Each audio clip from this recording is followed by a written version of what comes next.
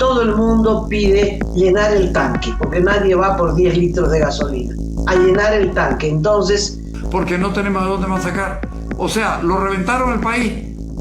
Y ahora que se ha agudizado con temas de conflictos políticos y sociales, son simplemente medidas muy cortoplacistas y paliativas, ya que no están atacando el problema estructural, que es netamente fiscal.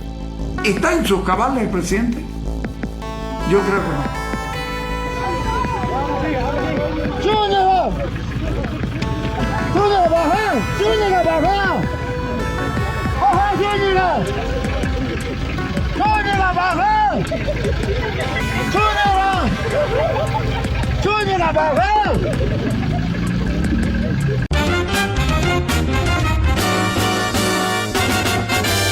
Esto es Cabildeo Digital. Este programa es traído a ustedes gracias a Contacto POS, la mejor herramienta para tu negocio. La app de la red de enlace con tecnología NFC.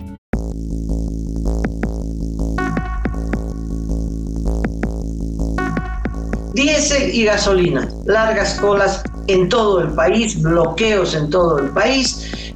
Los transportistas han decidido negociar, ya no piden la renuncia de ninguna de las autoridades, pero el levantamiento de los bloqueos es muy lento. Esto está dificultando el ingreso del diésel ruso que viene desde el puerto de Arica, que han podido desembarcar gracias a una gentileza del presidente chileno Gabriel Boric, que a pesar del incumplimiento de Bolivia en la realización de obras de infraestructura que le den seguridad a esa parte del puerto de Arica, a la parte de Sica a cargo de yacimientos, Boric dijo, bueno, habiliten y que bajen el diésel. Y eso está ocurriendo, pero hay dificultades en la carretera por los bloqueos. La comitiva boliviana que se dirigía al puerto de Arica en Chile para verificar la llegada de los 4 buques con combustible no ha logrado pasar ese punto fronterizo de Tambo Quemado, debido a que afiliados del transporte pesado instalaron un bloqueo en esa región, el cual generó una extensa fila de vehículos de carga y transporte de pasajeros. En medio de la fila, que se extendió por más de un par de kilómetros, estaban decenas de cisternas que se dirigían al puerto del Pacífico para trasladar el carburante. Hasta el lugar llegó el viceministro de Transporte, Enrique Ponce, quien calificó de despropósito esta medida asumida por el transporte pesado. Y pretendíamos de que no haya este punto de bloqueo, por cuanto es para dar la certidumbre al transporte también, ¿no?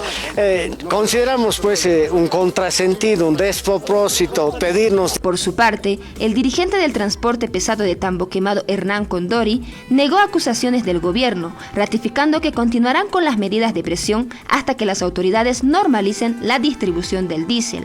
Mentira, ustedes como prensa pueden ir a verificar. Hay un cisterna, tal vez por temas fallas mecánicas se quedó, el chofer está ahí, entonces no está con combustible, ¿no es cierto? Permanecen los bloqueos en todos los lugares. Al no encontrar respuestas, dirigentes del transporte libre que eran parte de la comitiva intentaron conversar con los bloqueadores, solicitando el paso para que puedan verificar el descargo de combustible en Arica. Nos aseguramos como transportistas porque hay dos versiones, ¿no? Que los barcos están vacíos, que hay multas que tienen que pagar al puerto de Sica.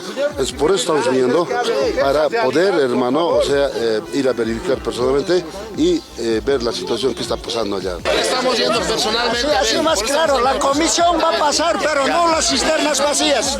Pese a insistencias, el sector en conflicto decidió no levantar el bloqueo en ese punto fronterizo, por lo que hasta finalizar la tarde, las cisternas, los buses con pasajeros y camiones de carga pesada continuaban varados en el lugar. Sin embargo, no era el único punto de bloqueo. Curahuara de Carangas, otro de los municipios que está acatando este paro indefinido de transporte, esta ruta muy importante que une al departamento de La Paz y al departamento de Oruro. En caso de que nosotros, la gente, veamos que haya, recién vamos a estar prestos a dialogar y ver si es lo que necesitamos nosotros pronto es el combustible, y si está llegando no tenemos por qué hacer el bloqueo, pero aquí tiene que ser realidad de que vengan y lleguen lo que es el combustible como ellos dicen.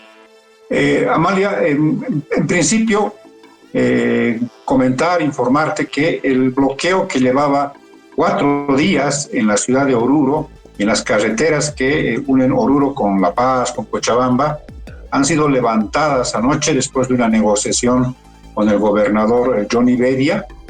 Por tanto, han puesto, digamos, fin a esta movilización de 4 días.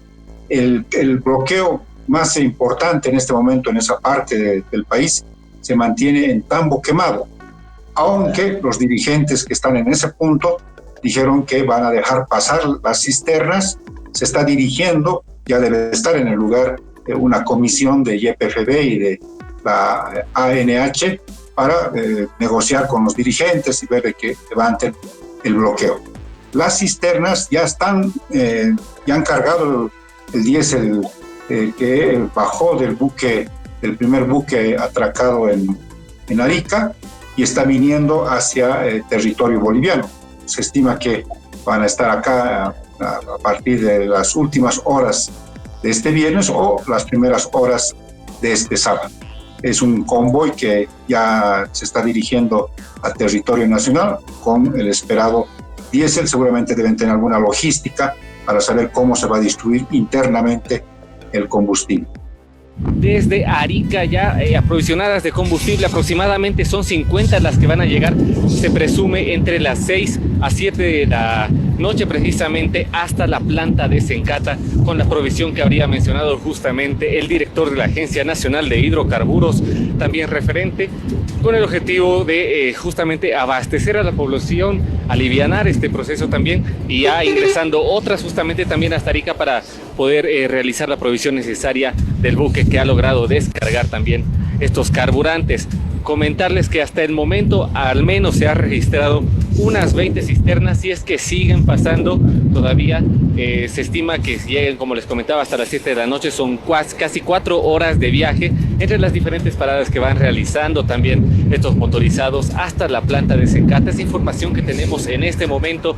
Ya el equipo de Bolivia TV también estará aguardando justamente en este lugar, en la planta de Sencata de la ciudad del Alto, para poder observar y corroborar también el descargo de las mismas y la próxima provisión a diferentes justamente surtidores y estaciones de servicio del país. Y es como justamente el presidente Luis Arce Catacora lo había mencionado, que ya a partir de mañana sábado al mediodía ya se estaría realizando esta provisión necesaria también a la población, con estas ya casi 50 cisternas que van justamente transcurriendo acá en el paso fronterizo de Tambo Quemado hacia la planta de Sencata. Otra manera de despejar las rutas ha sido con la intervención de la policía. Anoche grupos de policías han intervenido algunos bloqueos, sobre todo el de la zona de Guayculi, en Cochabamba, que es la carretera que une Cochabamba con el occidente del país. Eso ha sido despejado. En este momento el control de la policía sobre ese punto. Donde sí se mantienen los bloqueos es en Santa Cruz, que si bien la ciudad que estuvo ayer prácticamente semiparalizada ha vuelto a la normalidad, sigue el bloqueo en San Julián. Ya entra el 5.º día el bloqueo en San Julián, y el transporte cooperativizado es otro tipo de transporte que también, me imagino, tienen sus minibuses, sus trufis, que sobre todo hacen el servicio entre Santa Cruz y Montero, Santa Cruz Guarnes. Se va a movilizar este viernes. Es como si una especie de escalonamiento, ¿no? Primero el transporte pesado, luego el transporte urbano y ahora el transporte cooperativizado.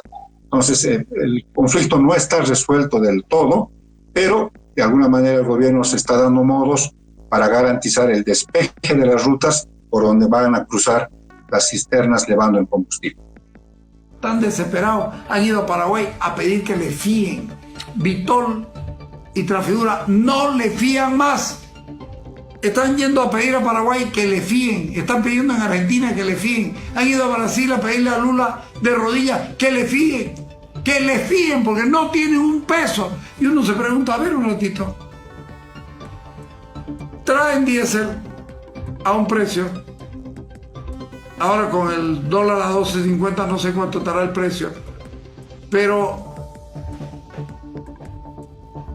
lo entregan a las estaciones de servicio, y las estaciones de servicio les entregan la marmaja, plata de los hidrocarburos, les entregan plata. No pueden aunque sea comenzar a pagar con la misma plata que la gente. No, es que tenemos que pagar sueldo, tenemos que pagar esto, tenemos que pagar lo otro, porque no tenemos de dónde más sacar. O sea, lo reventaron el país. ¿Está en sus cabales el presidente? Yo creo que no. Yo creo que está comenzando a fallarle la cabeza, porque seguir hablando de lo mismo cuando el país está tan hecho bolsa es porque llega un momento de que no ves lo que está pasando en la realidad. Si el conflicto es por carburantes y las cisternas están entrando desde el exterior para resolver, aunque sea parcialmente, el conflicto, déjenlos pasar, es obvio. Ahora la gente quiere el carburante en la esquina de su casa, ¿verdad? Por eso San Julián, estoy en bloqueo hasta que llegue acá, y va a tardar en llegar hasta San Julián. Es un conflicto que se va a alargar, porque cuando resuelvan el problema en La Paz, Cochabamba, Santa Cruz, ya se va a acabar el diésel.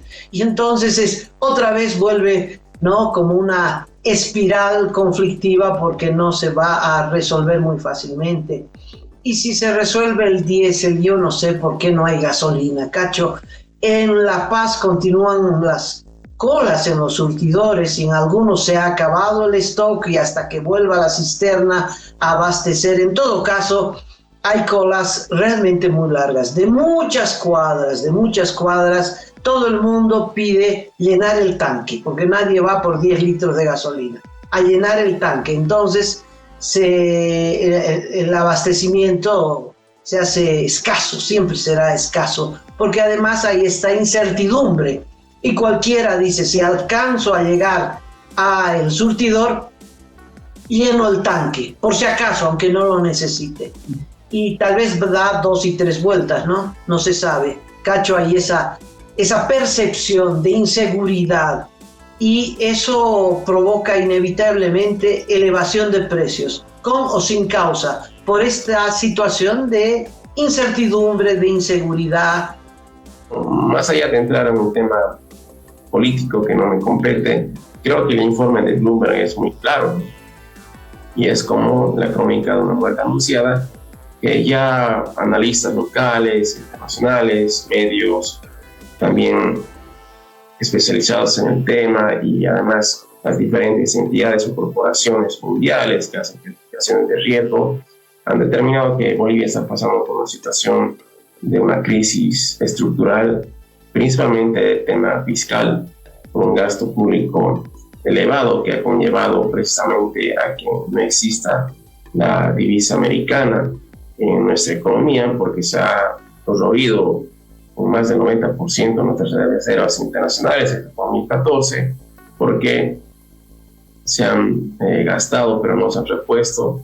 La corporación financiera a nivel mundial, quien evalúa el riesgo país, ya desde esa gestión estamos en segundo lugar después de Venezuela. El último dato que se tenía era que estamos con un puntaje de 2118, y eso en términos simples y sencillos hace de que nosotros seamos poco sujetos a crédito y a inversión extranjera, porque es como que tú conozcas a una persona que tiene antecedentes, que debe a medio mundo, que no paga, que le están rematando la casa, o que se está pagando o prestando, mejor dicho, de otras personas para pagar o tapar algunas deudas.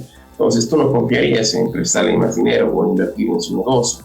Entonces esto es lo que conlleva de manera sencilla el riesgo país, y esto también puede llevar a que las inversiones locales se vayan de nuestra nación, o que los recursos extranjeros en términos de créditos o dinero en capitales que puede llegar del sector bilateral o multilateral a nivel internacional, y que además con la cereza de la torta, lo que ha ocurrido con la toma militar del pasado 26 de junio, ha sido un golpe muy duro, no solamente al contexto político, social, sino económico, lo cual esto se está viendo paulatinamente, y por eso Bloomberg indicaba de que estamos a pasos de ser de la región de Latinoamérica y el Caribe la que tenga mayor riesgo en términos de deuda pública a corto y largo plazo. Ser su competidor político, pero ha sido parte también del origen de esta crisis, ¿no? Como el señor Evo Morales, es decir, Eso tiene nombre y apellido. Pero la idea no es buscar responsables o culpables, ¿no? Técnicamente hablando, la escasez de dólares no es que hayan desaparecido. Bueno, de cierta manera sí, simplemente se han gastado.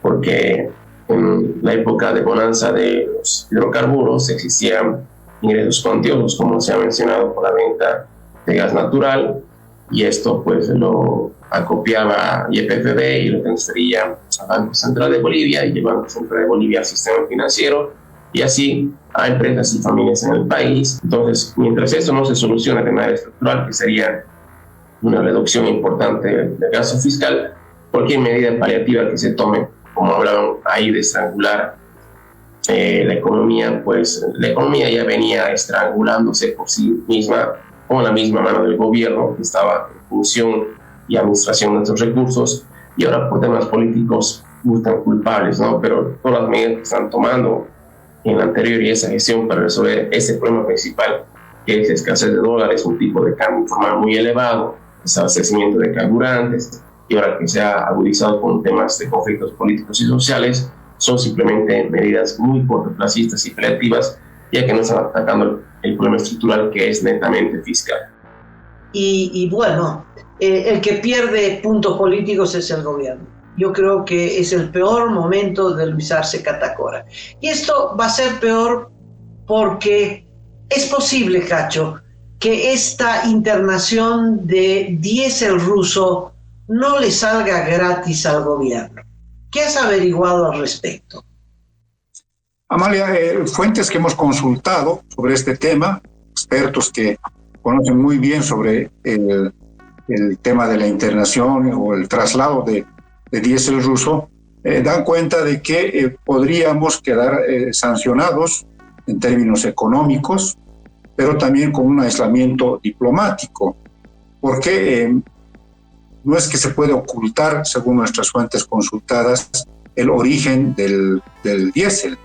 Hay, como se sabe ahora en estos tiempos de modernidad, un concepto que se llama la trazabilidad.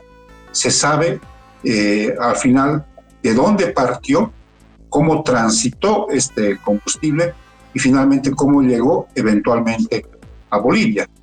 Porque no solamente están siendo sujeto de observación internacional el país que vende, que en este caso podría ser Rusia, y el país que compra, en este caso Bolivia, sino incluso las navieras, las empresas que hacen el tránsito, ¿no?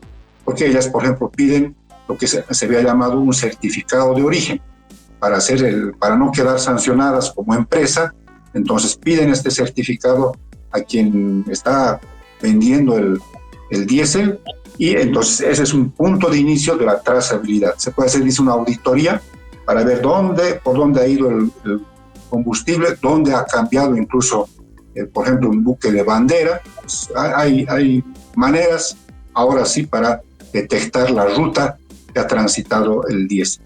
Y el precio, que es la otra manera de controlar. Las sanciones que ha establecido Estados Unidos, la Unión Europea, tienen un límite. Es controlable, si vale el término, hasta los $100 el barril de diésel. Si el combustible hubiese sido vendido en más de $100 o su equivalente, entonces ya es sujeto de investigación. ¿Cuáles pueden ser las sanciones? El que, por ejemplo, nos apliquen multas y penalidades financieras a nivel internacional, prohibición del comercio, de que no podamos comerciar a través del sistema financiero estadounidense sobre todo, y lo más grave, el congelamiento de activos, que es que, digamos, si YPFB, por ejemplo, tuviese cuentas en el sistema financiero estadounidense, esa plata queda congelada hasta que se resuelva el asunto. Entonces, hay este riesgo, es una cosa que no hay que dejarla, digamos, pasar por alto, dicen las fuentes consultadas, y esto en cualquier momento puede activar una investigación, sobre todo si es que se detectara que el precio ha sido por encima de los $100 el barril. Bueno, en este caso hay una certeza de que el diésel es ruso porque viene en barcos rusos, no han disimulado nada. Se sabe que partió de un puerto de San Petersburgo y se tiene el registro de por dónde pasó, qué mares surcaron. en relación al primer buque. En relación al segundo buque, pues hizo escala en Brasil y después del Brasil ha llegado al puerto de Arica. Y un tercer barco, que es ruso, lleva la bandera de Ghana. Mira, si lo sé yo, cacho que no lo va a saber Estados Unidos. ¿Y de cómo lo sé yo? Porque Reuters lo sabe, que consulta esta información del tráfico naviero, ¿no? Hay boletines al respecto y bueno, es cuestión de abrir esos portales y se sigue la ruta de un barco sin problema. Lo mismo pasa con los aviones. Si uno está preocupado por algún avión, uno puede seguir desde su partida hasta su aterrizaje. Hoy el internet, los satélites, en fin, hay empresas que se dedican a eso y están a disposición del público. Sobre el precio, eso nunca sabremos qué precio está pagando el gobierno, porque no se están recurriendo a medios tradicionales. No sé, el gobierno no va a pagar en efectivo, eso es obvio, porque no tiene efectivo, por eso ha recurrido a los rusos, y tiene que ver con el acuerdo entre Lucho Arce con Putin. Y en qué consiste ese acuerdo no sabemos, siempre es un secreto. Tal vez no es efectivo, cacho, ni 100 ni 50, no sabemos cuánto está pagando por el barril o la tonelada de diésel. Es posible que sea a cambio de la incursión de empresas rusas a los salares bolivianos, ¿no? Litio, uranio, en fin, etcétera, etcétera, que es lo que se viene deduciendo por las licitaciones de la empresa estatal de litio. En fin, pero que hay este riesgo que tú mencionas, con toda seguridad. Sanción es sanción. Y las sanciones nos dicen, se sanciona a todos excepto a Bolivia. No hay eso. La sanción es generalizada. Esperemos, Cacho, que este diésel no sea el más caro que hubiese comprado Bolivia. Pedimos nuevamente que puedan dejar pasar las cisternas y que éstas puedan llegar con el producto, es el producto que todos estamos requiriendo para poder normalizar este tema del diésel, ¿no? Y poder completar el despacho al 100%, si bien actualmente estamos despachando un 70%, un 72%, un 75% de acuerdo a la demanda normal. Necesitamos ese 25-22% poder completar para que las filas vayan desapareciendo en las distintas estaciones de servicio. Así es, Amalia, y lo que se está esperando este viernes es saber cuánto del primer buque se logra descargar a los depósitos en la terminal Sica en Arica. Hay también unas divergencias en cuanto a las opiniones. Algunas autoridades del gobierno dicen que todo el buque se va a poder descargar, son 42 millones de litros de diésel. Otras autoridades, sobre todo el presidente de YPFB, cree que va a ser un poco más de 30 millones. Otros han calculado un poco menos.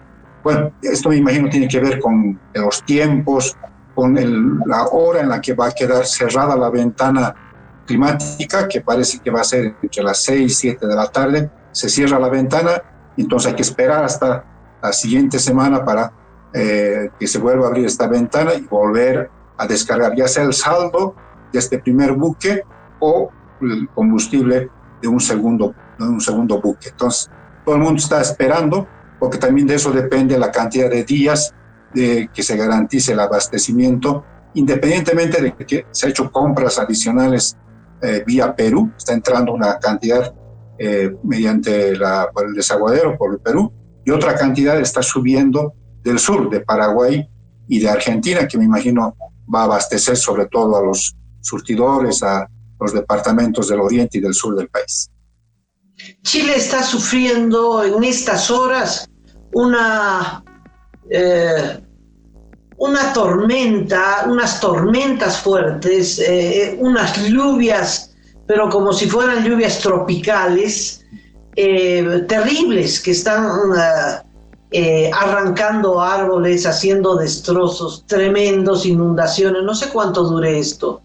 Y sin duda esto también afectará al norte de Chile y pues la violencia con la que se mueve las olas del mar, que son las que estaban dificultando precisamente el desembarque de este diésel. Esperemos a ver que esto no agudice las dificultades del gobierno con este diésel.